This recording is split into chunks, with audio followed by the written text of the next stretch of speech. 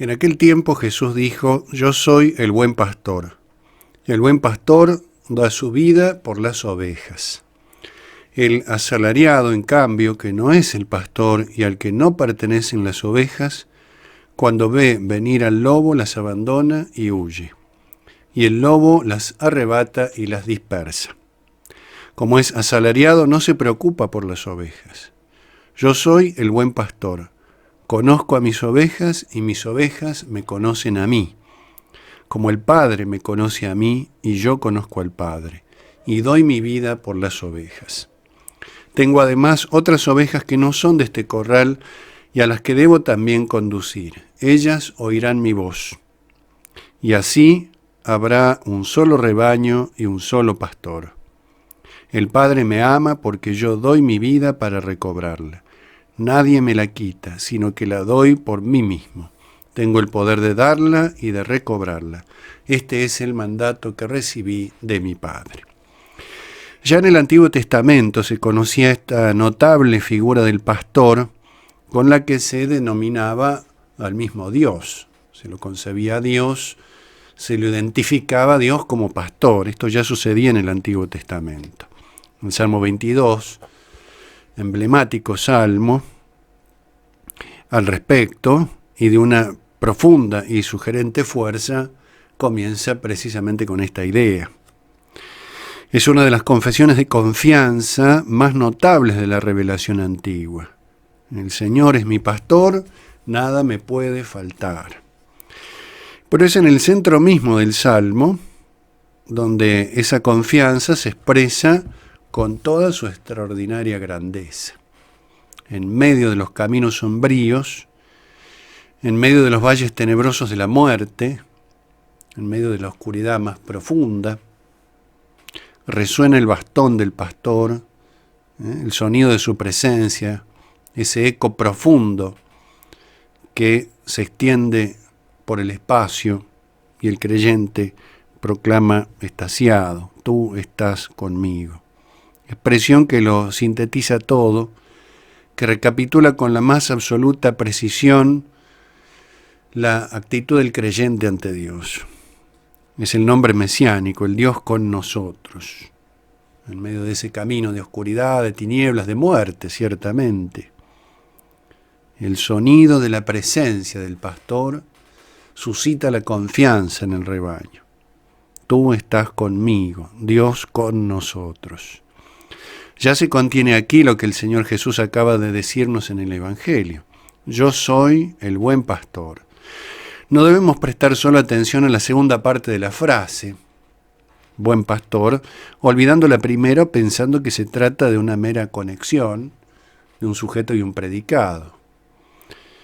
Yo soy es el nombre divino revelado a Moisés muchos siglos antes de Cristo.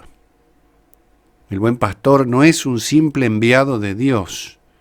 Con toda la preeminencia que tuvieron Moisés, los profetas o los demás justos del Antiguo Testamento, el buen pastor, con mayúsculas, es Dios mismo. Por eso lo que confesaba el Salmo se entiende de modo pleno a la luz del Nuevo Testamento. Por eso nada nos puede faltar, porque lo tenemos a Él y Él es todo. Quien tiene a Dios como pastor puede carecer de todo lo demás, puede perderlo todo, puede perder hasta la propia vida, como lo atestiguan los mártires, pero en realidad lo tienen todo, porque tienen al que es todo, al único necesario. Una sola cosa es necesaria, le dice Jesucristo también a María en Betania.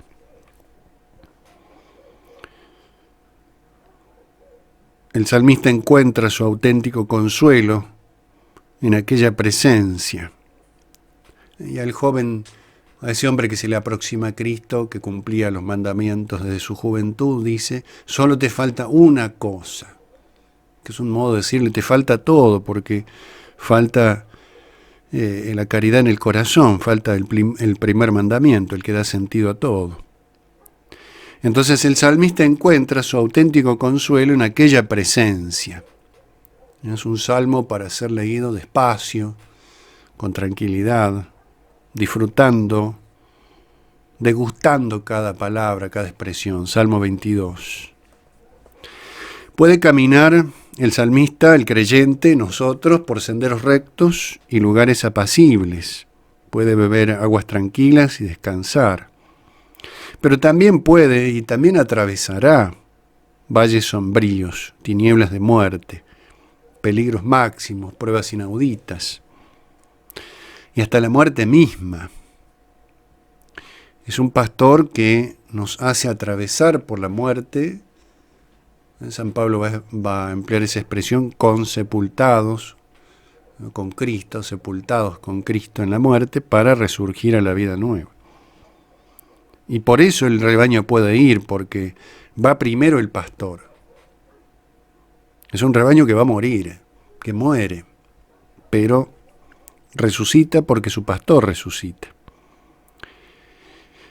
La mirada siempre está fija en el pastor, la mirada y el oído, cuando el pastor se vuelve en cierta manera invisible. Recordemos los discípulos de Emaús. Veían, pero no identificaban todavía a Jesucristo, pero su palabra, aludiendo al Antiguo Testamento, todas las referencias cristológicas del Antiguo Testamento, les hacía arder el corazón. Entonces el rebaño tiene, y el creyente tiene su mirada fija en el pastor, su oído atento. Cuando ya no puede verlo, escucha su voz, el sonido de su vara y de su bastón. Al revés de lo que sucede en el relato del pecado original, oí tus pasos, oí el rumor de tus pasos, oí el rumor de tu voz por el jardín y tuve miedo, me escondí. El pecado que pone distancia de la voz de Dios, de la presencia de Dios. Acá el creyente, esa presencia, ese rumor, por más tenue que sea, ya engendra, ya suscita la confianza. Oye su voz, sabe de su presencia. Es una imagen de la fe que no ve al Señor, no lo vemos, pero tiene la certeza más absoluta de que está allí en lo más íntimo de las almas. Las ovejas conocen la voz del pastor, conocen al pastor por su voz, pero lo conocen porque el pastor, en primer término, las conoce, nos conoce a nosotros en la caridad. No es cualquier clase de conocimiento. El pastor les da el conocer y el amar. Causa en ellas aquello que las vincula a Él. Como el nombre divino, yo soy, no es solo identidad, sino también causalidad. El yo soy que causa el ser. No solo en el sentido natural de la existencia de las cosas, sino en el sobrenatural también. Él es quien da el ser, quien hace ser a todo lo que es. Él hace que el rebaño sea lo que es. Él da la existencia al rebaño. Jesús lleva esto a un punto máximo, puesto que su vínculo con nosotros prolonga misteriosamente el vínculo del Padre y del Hijo, en el seno mismo de la Trinidad. Leíamos recién, conozco a mis ovejas y mis ovejas me conocen a mí, como el Padre me conoce a mí y yo conozco al Padre. Allí el cómo es importantísimo. De una manera similar al vínculo entre el Padre y el Hijo. Ese conocimiento entonces no queda reducido a una cuestión de inteligencia, del saber, del entender, del identificar, del comprender. Es un conocimiento que implica la totalidad del hombre, la plenitud del amor, la vida íntegra. Es conocimiento y amor. En la Escritura generalmente la sabiduría reúne estas dos dimensiones. La auténtica sabiduría reúne estas dos dimensiones, conocimiento y amor, que la necedad separa. Los sabios según el mundo se vuelven necios o son necios, porque tienen un conocimiento que no está vivificado por la caridad. Por eso los fariseos no lo conocen, tampoco conocen al Padre, porque no lo aman, no están dispuestos a amarlo. Sabemos quién eres, le dicen los demonios, o también los fariseos, sabemos quién es este, sabemos de dónde viene. Es un saber vaciado de amor y por lo tanto que hace derivar el alma hacia el mal, típico del fariseísmo, típico del demonio en primer término, del cual el fariseísmo es su expresión más contundente. Finalmente, el rasgo definitivo y distintivo es el amor misericordioso expresado en el misterio pascual.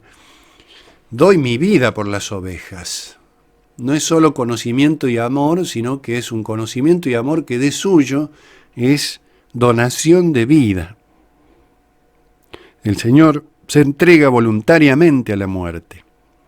Él deja, cuando Él lo decide, que la muerte ejerza sobre Él su poder. Así nos muestra hasta qué punto nos ama. Es el mandato del Padre Celestial, porque la muerte no tendrá la palabra final, sino que la vida resultará triunfante. Jesús anuncia la pasión, ciertamente, pero anuncia también la resurrección. Y así conduce nuestra mirada hacia el rebaño definitivo, el único, el amado.